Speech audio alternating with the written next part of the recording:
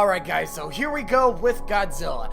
Now, to be honest, there's not really a whole lot you need to know about this. It's just giant monsters destroying San Francisco. What more could I want? Let's start the review. Now, to talk about this movie, guys, you basically need to understand that this movie is separated into three parts. The first part being kind of the reveal of the monsters and what's going on. The second part being the humans trying to figure out what it is that they're going to do. And then the third part being the final battle. So, I'm just going to go ahead and talk about those three parts in all and then give you a final review of the movie. So the first part of this movie is basically, you have the humans basically figuring out kind of what's going on at these different nuclear power sites. Conveniently in Japan, it's Godzilla, of course. And I will admit, early on into the movie, I didn't really care about the human interaction too much. I mean, it's like, I know that they have to do this. I know that they have to bring in kind of a human element to the Godzilla story because it can't just always be monsters beating the crap out of each other. But one thing I will say, the Breaking Bad guy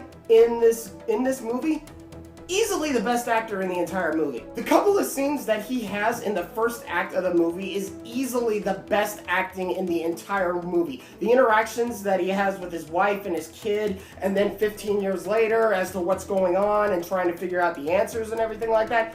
His acting is fantastic. I wasn't much of a Breaking Bad guy myself or whatever, but if he's this good in Godzilla, I gotta take a look. This guy is good. And something else that's revealed in this movie, in the first third of this movie or whatever, is that it's not just Godzilla in this movie. There is another monster out there that is going in, wreaking havoc, destroying nuclear power plants or whatever, and then Godzilla emerges from the ocean and is all like, excuse me, I'm the dominant male, I'm the alpha male, I'm the king of the monsters. What are you doing up here? It's like the first monster is like, I don't know, like a gazelle that's like destroying everything or whatever, and now Godzilla the lion is coming in to take it out.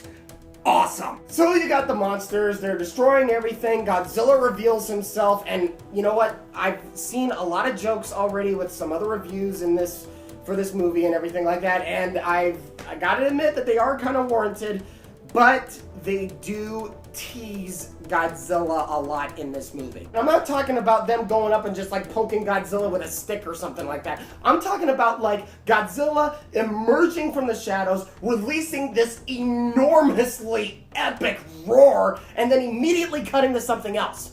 And I'm just like, why? That's what we want to see! We want to see Godzilla! We want to see the awesomeness! Why did you cut to some fat kid just lying on the couch? And it doesn't help that in the following scene you see like TV reporters taking footage of Godzilla and the other monster going at it, and it's like, I want to see that! Why am I seeing this fat kid on the couch? So then we get to the second part of the movie, which is basically the humans and the military trying to figure out what it is that they're going to do about this. Now here's the thing. I got no problem with the military in real life, okay? I think the military is awesome. I think they are some of the best people in the world or whatever. My wife's friend is in the military. My cousin is in the military. They are the best of the best. That being said though, when it comes to movies like this, I am begging filmmakers of America, enough with the military! I understand that if a movie has the military in it, you want them to look like badasses, of course. You want them to look as cool as possible and capable and competent, you want them to look like they can do their jobs. But if I wanted to see Saving Private Ryan, I would buy Saving Private Ryan. I paid money to see Godzilla.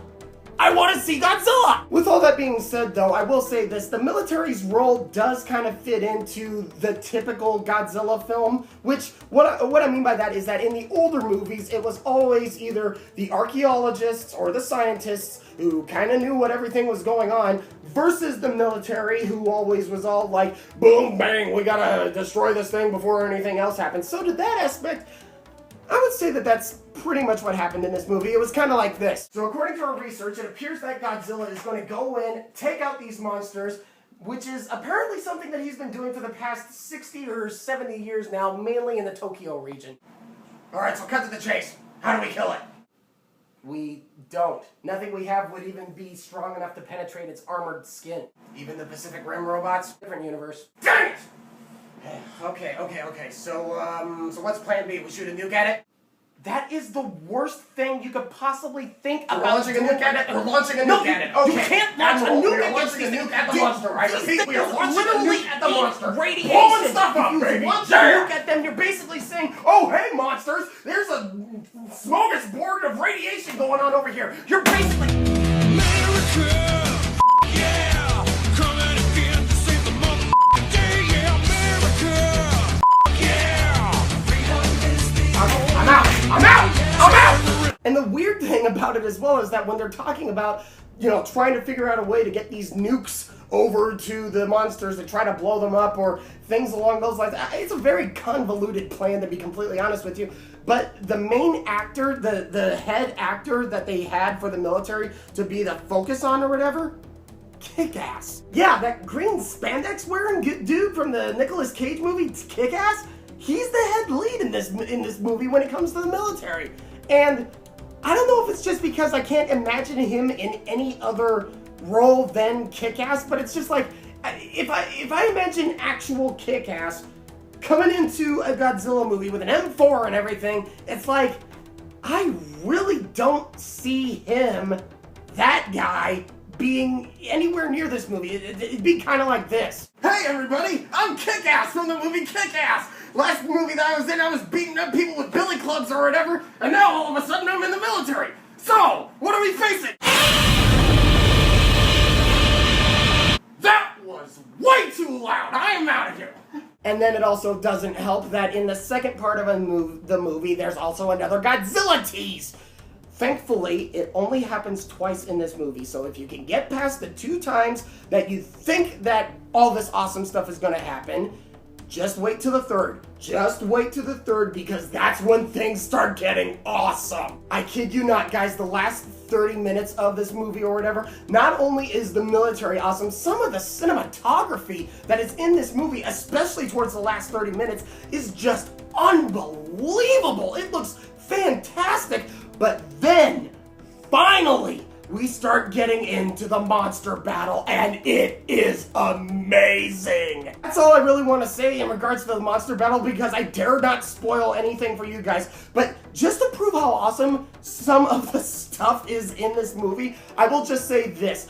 I'm not going to describe what happens, and anybody who has seen this movie, you know what scene I'm talking about. But there is a scene in this movie where I could literally screenshot a photo of this scene, plaster it onto a demotivational poster or a motivational poster, you know those posters I'm talking about, and underneath it I could just write, "Nothing in your life will ever be as awesome as this." And it would ring true. And you know what? As much as I want to say that you just need to hold on to the, get through the first and second part to get to the third part to when it starts getting awesome, I do have to admit, they did do a good job in pacing the movie. The whole movie basically felt like, even with the Godzilla teases, I have to admit, it felt like they were building and building and building and building and building to that third part of the movie. And did it pay off? Oh yeah, it did pay off. So although the first 2 parts of the movie were a little slow and you had to wait till the action really started to build or whatever, I can't really complain that much about the movie, even with how heavy the military is in this movie as well, because there's some cool scenes in there. There is just one big complaint that I have to have about this movie, especially with all these monsters being in San Francisco. Candlestick Park wasn't destroyed. Come on, Godzilla! You're destroying everything and you couldn't destroy Candlestick? Come on! So in summary, I'd say this movie is really awesome. The pacing, even though it feels like they're trying to sell you on the military story a little bit when you want to see the monsters, it's done well enough. I think it's okay. The action at the end is absolutely fantastic. And the best part about this movie is that I saw another review about this movie on Angry Joe's channel, and I found a comment on there, and I hope that this is right. Apparently, Toho, the people who have made Godzilla movies since the 1960s or whatever, thought that we did an awesome job on this, and not only that, but the director is wanting to make sequels, and the next one might be similar to Destroy All Monsters. So you know what? If Toho, the people who own Godzilla, think that we did a good enough job, then apparently we did a good enough job. I give this movie an 8 out of 10, and guys, just go see this movie. The pacing, although a little tedious, is good, and the action at the end, fantastic. Just unbelievable. It is awesome. The King of the Monsters has returned, and it is awesome. Thanks for watching my review, guys, and I will see you guys the next time I post a review, which I don't really know when that's going to be. But, hey, see you guys later. If you want a heads up as to what it is I'm going to be doing next and when the live streams are happening, check me out on Facebook and Twitter. Like, seriously, the last live stream that I did on Twitch when I played Temco Super Bowl, that thing was freaking amazing. No one can stop Bo Jackson, baby! So anyway, if you want to get in on that, follow me. Alright, cool.